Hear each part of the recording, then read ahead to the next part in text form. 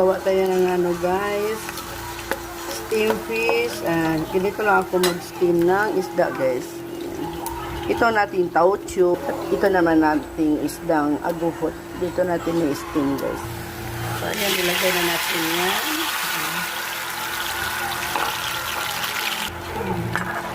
Ayan, pakuluin muna natin.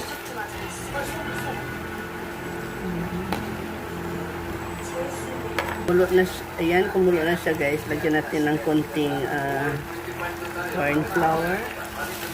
Para siya, ayan, medyo malapot. Ayan, pinatay ko na guys. At lagay natin siya dito. 2023 kaya yung old number. Ano yung base year nyo? 2023 oh. 2023.